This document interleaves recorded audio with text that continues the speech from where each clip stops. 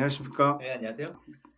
네, 오늘은 그 SAT 그 파운데이션 반 그거 음. 잠깐 좀 얘기를 하려고. 네. 아 그 파운데이션이라는 반은 그럼 대상은 어떻게 되는 거죠? 몇 학년이죠? 예. 파운데이션 반이 이제 굉장히 다양하게 이렇게 정해지는 그런 경우도 많이 있는데 제 생각에는 가장 좋은 타겟은 9학년 기준으로 생각하시면 될 것 같고 만약에 이 파운데이션이 저희가 이제 뭐 겨울방학 때 열리고 여름에도 열리고 하잖아요. 네네. 그러면은 여름에 만약에 이걸 듣는다고 한다면 이제 8학년 말, 8학년 끝난 학생들도 되겠고, 음. 겨울에 듣는다고 한다면은, 글쎄 8학년은 조금 학생마다 다르니까, 근데 좀 힘들 수도 있을 것 같아요. 근데 어찌됐건, 8학년에서 9학년 정도라고 보시면 될 것 같아요. 단 10학년은 아니에요. 음. 왜냐면 이 파운데이션이라는 거는 사실 SAT를 가기 위해서 조금 준비하는 그런 단계인데, 10학년 때 만약에 그걸 한다고 한다면 그거는 뭔가가 좀 늦은 거죠. 음. 그러니까 대략적으로 한 9학년이다라고 보시면 될 것 같아요. 그럼 파운데이션은 그 반은 어떤 수업 자료로 음. 준비를 하시나요? 사실 그 우리가 뭐 이렇게 안내를 받는 경우가 많을 거예요. 그 SAT를 해야 되는데 뭐 지금 뭐 모의고사를 반복을 하면은 평가를 해 보면은 점수가 안 나온다. 그래서 뭐 토플을 해라. 이런 경우도 제가 있다고 알고 있고 아니면 어 막 PSAT를 해라. 이렇게 얘기를 하는데 제가 보기에는 그거는 그렇게 좋은 아이디어는 아닌 것 같아요. 특히 토플은 정말 아닌 것 같아요. 그래서 그 토플을 잠깐만 설명을 해 드리자면 토플을 준비하는 거는 SAT랑 완전히 다른 시험이에요. 비유를 하자면 내가 오토바이 운전면허를 따야 되는데 뭐 "오토바이가 힘드니까는 사륜 차로 먼저 따자."라고 하는 거랑 똑같은 그런 건데 그 시험의 아예 종류가 달라요. 질문들도 굉장히 다르고 영어라는 것만 공통적인 거예요. 굉장히 측정하는 바도 다르고 하기 때문에 그거는 좀 아닌 것 같고 그래서 그 학생들이 SAT를 준비해야 되는데 아직 조금 부족하다. 그러면은 더 나중에 SAT를 빨리 끝내고 더 잘하기 위해서 좀 도움 닫기를 하는 거다. 체력을 다진다든지 이런 개념으로 생각하시면 돼요. 그래서 너무 뭐 SAT를 당장 시작을 하려고 지금 온 학생인데 뭐 책만 읽힌다든지 이럴 수도 없잖아요. 그건 이상적이긴 하지만 그 돈을 내고 책을 읽는 거는 제가 보기에는 비효율적이니까 그건 아닌 것 같고 그래서 SAT를 하는데 조금 더 뭐라고 할까요? 건강한 방법으로 SAT를 준비한다? 이렇게 생각하면 될 것 같아요. 음. 그럼 그 친구들이 이제 준비해서 언제 시험을 볼 수 있는 거죠?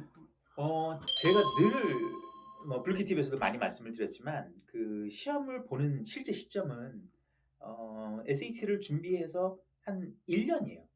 그거를 넘으면은 무엇인가 굉장히 잘못됐다는 얘기예요. 이상한 수업을 들었거나 아니면 학생이 의지가 없거나 아니면은 뭐 굉장히 하지 말아야 될 거를 굉장히 많이 하면서 시간을 보냈다는 얘기인데 그래서 제가 보기에는 만약 9학년 때 지금 뭐 9학년 중간에 겨울방학 때 뭐 길진 않지만 1 주, 2주 이렇게 되지 않습니까? 근데 아 뭐 길어야 3 주인데 2 주라고 보면은 2주 하고 나서 뭐 시험을 볼 건 아니니까 그러면은 10 학년 후반 적어도 중반이나 후반 정도에는 내가 원하는 점수를 낼 수 있는 게 그게 맞아요. 그게 정상이고 늘 제가 지론처럼 말씀드리지만 여름방학 한 번이 가장 좋다. 여름방학 두 번은 정말로 그때부터 이제 좀 부담스러워지는 거예요. 그러니까 그게 굉장히 중요하고 올해도 듣고 여름방학 때 듣고 내년에도 여름방학 하고 또 12 학년 가기 전에도 여름방학에 또 한 번 한다는 얘기는 그건 굉장히 큰 시행착오와 많은 시간과 재화의 낭비라고 보시면 될 겁니다. 그래서 지금 만약에 9학년이 시작했다라고 하면은 '난 10학년 때 무조건 끝낸다.'라는 개념으로 시작을 해야 돼요. 그럼 원장님 블루키 TV 예전에 방송했을 때는 이제 저학년 때는 SAT를 하는 게 음. 옳지 않다라고 음음. 말씀을 음. 하셨는데 이거는 약간 모순되는 이야기 아 아닙니까? 지금도 사실은 효율성 면에서는 그다지 좋다고 생각을 안 해요. 제 생각에는. 비유를 하자면 9학년 때 내가 뭐 한 달을 4 주를 수업을 해 가지고 얻어낼 수 있는 성적과 아니면 그 성장과 아니면은 10 학년 때 하는 성장과 11 학년 때 하는 성장은 굉장히 달라요. 조건이 비슷하다고 한다면. 물론 조건이 그 세 가지가 다 똑같을 수는 없죠. 근데 같은 학생이 안 하고 9학년 때 하고선 시험 보는 것과 안 하다가 10학년 때 한 번 하고 성적을 내는 것과 11학년 때 내는 것은 굉장히 다를 수는 있어요. 근데 이제 자연 발생적으로도 9학년, 10학년, 11학년 가면서 언어적인 능력이라든지 아니면은 어떤 학업 수행 능력 같은 거는 굉장히 많이 도움이 받기 때문에 효율성으로 보면은 제 생각에는 가장 좋은 것은 10에서 11학년이 가장 좋다고 봐요. 근데 문제는 어떤 그 트렌드라든지 이런 게 있기 때문에 요즘은 조금 먼저 시작해서 먼저 끝내려고 하는 거죠. 근데 그 자체는 나쁘진 않아요. 그게 가능하다면. 근데 제가 보기에는 사실 이건 약간 좀 다른 얘기긴 한데 진짜 큰 문제는 아쉬운 점은 뭐냐면 내가 만약에 10학년 때 1500 몇십 점이 나와 가지고 끝났다. 그런 학생도 우리 굉장히 많아요. 음 그런 학생이 뭐 굉장히 많이 있죠. 근데 그 학생들이 10학년 때 끝나면 그럼 11학년, 12학년 때 뭐 할 거냐에 대한 청사진이 없는 게 사실은 더 큰 문제예요. 그러니까 결국에는 내가 이것을 미리 당겨 가지고 한다 쳐도 그리고 해낸다 하더라도 그런 경우도 많이 있으니까 그러면 그 이후에 뭐 할 거냐에 대한 청사진이 없기 때문에 결국에는 그 철학의 빈곤이 나중에는 그게 이제 그러면은 의미가 없는 거예요. 그럼 왜 굳이 9학년 때 그걸 하지? 왜 10학년 때 그걸 하나? SAT를. 그 우리나라는 뭐 이런 게 왜 있나를 생각을 해야 됩니다. 그 조금 다른 얘기긴 한데 어찌 됐건 그럼 왜 아까 지금 질문한 것처럼 왜 그러면은 예전에는 제가 한 2년 전에 블루키 TV에서 얘기를 했을 거예요. 어 9학년 때 시작하는 것은 굉장히 특이한 경우가 아니면은 비추하는 걸로 사실 그것도 크게 뭐 지금도 동의를 안 하진 않아요. 그렇지만 우리가 생각해야 되는 거는 왜 이렇게 하느냐. 학생들이 이제는 SAT2가 없어지고 하다 보니까 SAT1을 조금 더 당겨가지고 할 여력도 생겼고 SAT2 자체가 없으니까 나중에 이제 주니어 가고 하면은 AP라든지 아니면은 뭐 여러 가지 엑스트라 커리큘러라든지 리서치라든지 이런 쪽으로 많이 가다 보니까 약간 상향 평준화가 되는 거죠 학생들의 수준이. 그래가지고 지금 시간적인 여력도 있고 그다음에 제가 재밌는 건데 제가 보기에는 아이들 그냥 학생들뿐만 아니라 그냥 일반 아이들 뭐 한국이나 미국이나 아이들의 어떤 학업 수준이 굉장히 점점 더 올라가고 있는 건 맞아요. 좀 아이러닉하지만 학생들의 어떤 능력 자체는 올라가는데 어떤 깊이가 좀 없는 그런 단점은 있지만 제가 고등학교 때랑 지금 고등학생들을 비교하면 뭐 완전히 다르죠. 훨씬 더 지금은 뛰어나죠. 10년 전하고 비교해도 완전히 달라요. 그래서 학생들이 굉장히 의욕 있는 학생들은 얘기를 해보면은 9학년이 지금 현재 9학년이나 10학년 아이들 굉장히 좀 의욕이 있는 아이들은 예전에 11학년, 12학년 정도의 아이들이 관심 있는 거랑 거의 똑같다고 보면 됩니다. 그러니까 조금 더 이제 당겨서 할 만한 그런 가능성이 많이 있는 거죠. 그런 점에서는 지금 시작해도 늦진 않다. 단 이게 모든 학생이 다 똑같을 수는 없어요. 그래서 학생마다 이 학생은 지금 뭐가 필요하고 뭐가 결핍돼 있고 하는 것을 평가하는 게 굉장히 중요한데 단순하게 그것은 SAT 시험 모의고사를 봐서 평가되지는 않아요. 학생하고 사실은 얘기를 해봐야 되고 어떤 것을 해왔는지를 보면 굉장히 정확하게 알 수 있습니다. 아까도 제가 잠깐 말씀을 드렸지만 학생들이 그 어떤 전체적인 지적인 수준은 올라갔는데 깊이가 없다라고 말씀드린 게 뭐냐면 아마 이 영상을 보시는 부모님들이 대부분이실 텐데 부모님들이나 학생들이 한번 잘 생각을 해보면 아이들이 분명히 예전보다 똑똑해졌어요. 생각도 더 조숙하고 더 성숙한 뭐 식견도 의견도 더 구체적이고 자아도 훨씬 더 강하고 빨리 형성이 돼요. 그런데 문제는 뭐냐면 아이들이 깊이가 없어요. 그 이유는 어떤 독서라든지 어떤 다양한 것들에 노출시켜 가지고 글로써 글이라는 매개를 통해 가지고 접하는 아이들은 예전보다는 훨씬 적어요.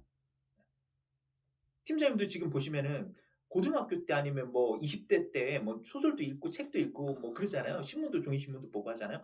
그런데 지금은 그 비율이 점점 더 적어집니다. 그러니까 이건 미국도 마찬가지예요. 그래 가지고 Institute of Higher Learning, Higher Education이니까 거기에서도 얘기하는 게 뭐냐면 아이들의 어떤 사고력 자체는 향상이 되는데 언어를 습득하는 그러니까 지식을 습득하는 이것이 굉장히 심각한 거예요. 근데 이 문제는 미국은 1980년대부터 대두됐었어요. 일례로 레이건 대통령 때니까 80년대 초반 뭐 이랬겠죠. 근데 레이건 때에도 아이들의 어떤 언어 능력이 굉장히 떨어지는 거예요. 그래 가지고 "왜 그러냐?"라고 했더니 아이들이 책을 읽는 것이 미국에서도 굉장히 심한 거예요. 영어로도 읽지 않는 거예요. 미국 아이들이. 마치 우리 한국 학생들이 뭐 잡지는 뭐 고사하고 신문도 안 보니까. 그럼 학생들이 읽는 거는 사실은 없어요.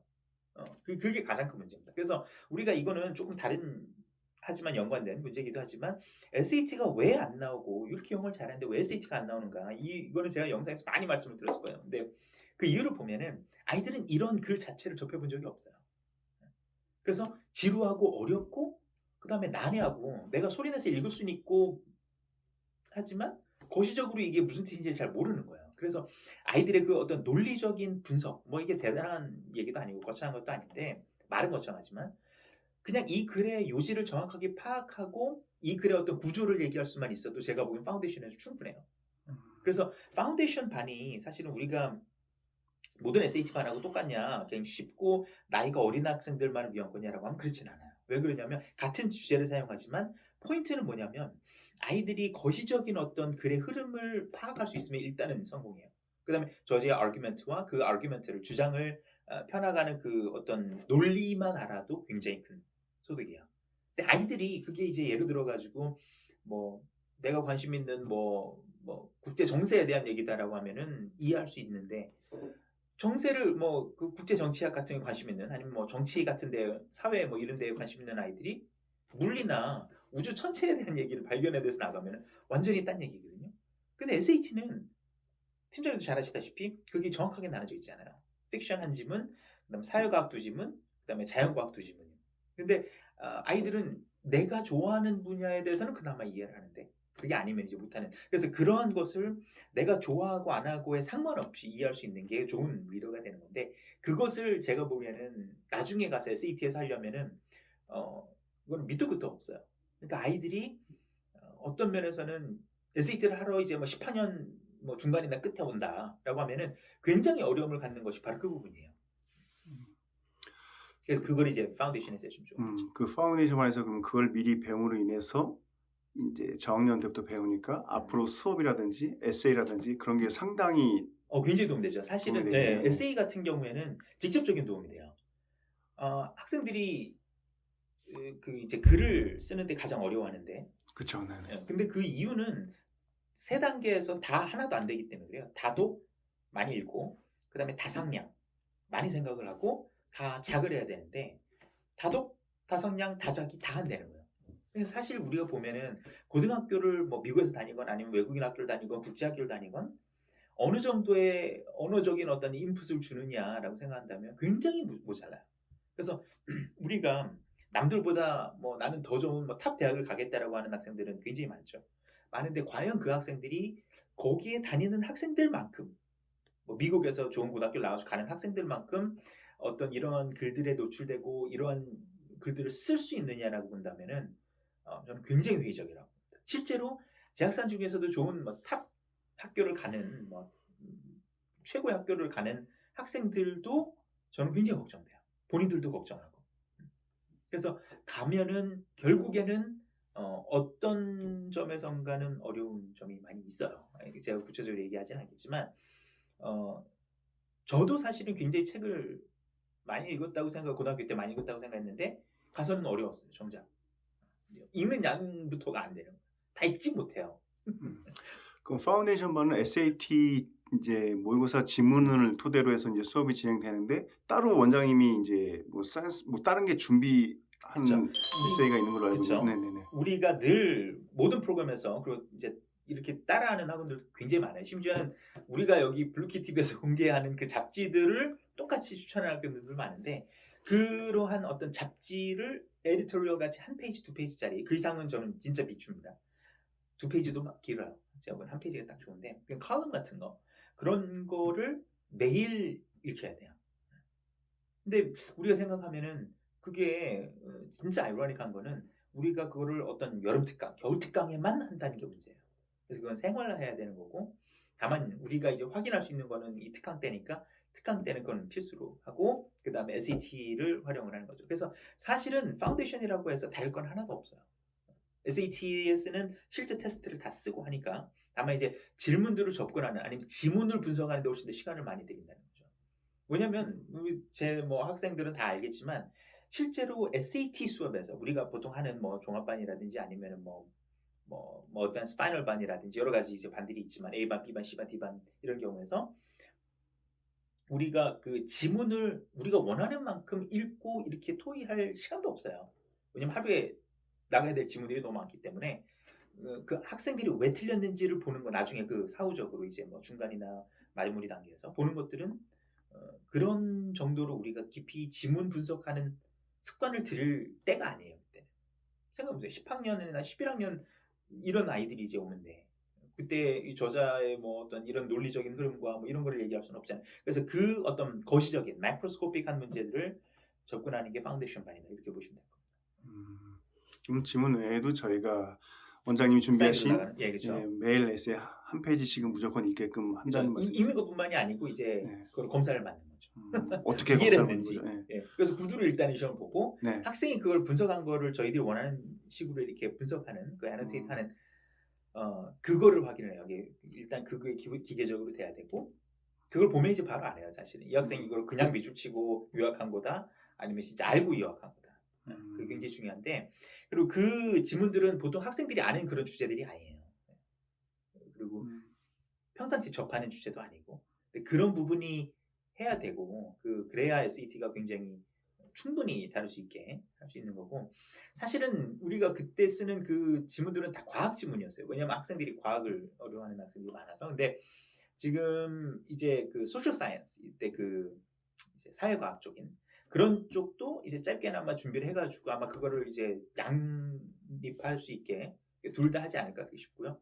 아마 그 소셜 사이언스는 학생들이 아마 굉장히 처음에는 싫어할 거예요. 왜냐면은 다 막 1, 200년 전에 쓰여진 그런 뭐 스피치나 뭐 편지나 뭐 이런 거기 때문에 그렇지만 SAT에서는 그런 걸 다루고 있고 SAT를 떠나서도 그런 글이 어려우면은 사실은 굉장히 암울한 얘기예요.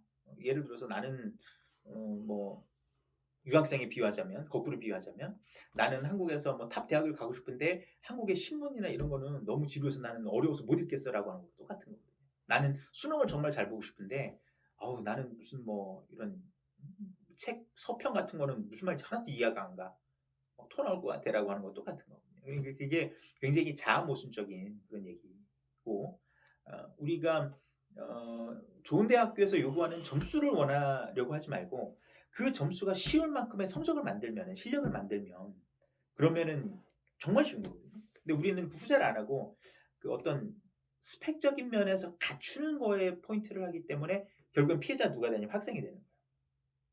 제가 뭐 찐년도 누군지 아시겠지만 제 학생이었고 그 학생이 미국 대학 갈 때도 제가 추천서뿐만 아니라 에세이도 다 이렇게 도와주고 했던 학생인데 하버드를 갔어요. 그 학생이. 그래서 블루키에서 그 강의까지 했던 그리고 지금 이제 로스쿨 이번에 졸업했죠. 근데 그 친구 같은 경우에도 하버드를 갔는데 하버드에 가서 거의 뭐 하버드에 될 정도니까 굉장히 이제 뛰어난 학생이었죠. 근데 굉장히 고생했거든요. 그래가지고 전공도 여러 번 바꿨어요. 너무 어려워서. 근데 이제 궁극적으로는 이제 다시 본인이 하고 싶은 걸 했는데 그러니까 그 단순하게 읽고 쓰고 사고뿐만이 아니고 단순하게 읽고 내가 원하는 것을 논리적으로 정리하고 반박하고 뭐 그거에 대해서 나의 생각을 요약하는 게 아니고 생각을 거기에 대해서 이제 문학적으로 분석을 한다든지 하는 것이 굉장히 쉽지 않은 겁니다. 뭐 거기까지는 제가 뭐 단기간에 해줄 수는 없겠지만 그것의 모든 기본은 궁극적으로는 제가 강조하고 싶은 것은 본인이 어떤 그런 것을 해낼 수 있는 다분한 능력이에요. 근데 그것에는 나는 지금 하기 싫다. 나는 뭐 그 어떤 정형화된 테크닉만 해가지고 SD 점수 올리고 싶다라고 하는 것은 굉장히 좀 위험한 발생이죠. 그리고 이게 그 학생의 어떤 이런 기본적인 분석이 돼 있지 않으면 분석 능력이 있지 않으면 SAT가 이 도움닫기라고 보시면 돼요. 그래서 이만큼까지 갈 거를 준비를 하면은 이렇게까지 갈 수 있는 거거든요. 그래서 이 상승하는 폭도 굉장히 영향을 많이 미칩니다. 그래서 그냥 맨 마지막에 와가지고 그냥 딱 그 특강만 딱 짧은 기간 듣고 그 점수 오르죠 당연히. 하지만 우리가 원하는 만큼 오르진 않아요. 근데 그 이유를 잘 생각해 보시면 이 파운데이션 반이 왜 좋은지를 알 수 있습니다. 그래서 부담 없이 우리가 하지만 굉장히 유익하게 저희 짜는 수업이니까 그것도 굉장히 좋을 것 같고 다만 안타까운 것은 예를 들어서 10학년 끝나가는데 와가지고 저는 SAT 처음 하려는데 어떻게 해야 되냐라고 하면은 불행히도 그거 파운데이션 할 시간도 없어요. 그 학생은. 그리고 그 학생은 이제 제가 얘기한 비유처럼 도움닫기가 덜 되기 때문에 상승하는 폭이 굉장히 둔화되는 거죠. 그런 게 가장 안타깝죠. 그럼 그 파운데이션에서는 단어 비중이 어떻게 됩니까? 단어도 저는 중요하다고는 봐요. 근데 이것도 아마 그 에피소드 찾아보시면 불기 TV에 있을 텐데 단어가 이게 또 긴 얘기인데 간략하게만 말씀드리면 단어를 외우는 몇 개를 외우는지는 저는 그렇게 중요한 어, 그 판단 기준이라고 생각하진 않아요. 일단 첫 번째로 단어를 그렇게 어떤 우리가 리스트를 해서 매일 퀴즈 보는 식으로 외운다는 것 자체가 굉장히 무엇이 심대하게 잘못된 경우예요. 정상적으로 했다면 그러한 경험이 그런 과정이 필요하지 않아야 돼요. 필요하더라도 아주 살짝.